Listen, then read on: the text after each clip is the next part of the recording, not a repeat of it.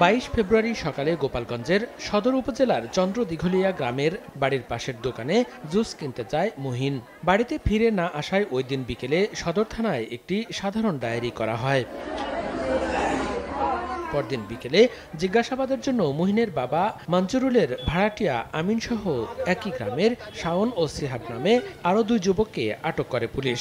তাদের দেয়া তথ্য মতে সোমবার ভোরে ভাড়াটিয়া আমিনের ঘর থেকে বস্তাবন্দি অবস্থায় ট্রাঙ্ক থেকে মুহিনের লাশ উদ্ধার করা হয়। এ সময় গ্রেপ্তার করা হয় অভিযুক্ত আমিনের মা শাহানারা বেগমকেও।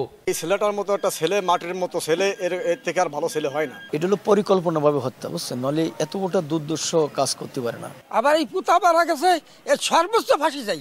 হত্যার রহস্য উদ্ঘাটনে তদন্ত চলছে বলে জানিয়েছে পুলিশ। জিডির পরিপ্রেক্ষিতে আমরা তদন্ত শুরু করি এবং সন্দিগ্ধ ওর বাড়ির ভাড়াটিয়াকে আটক করি।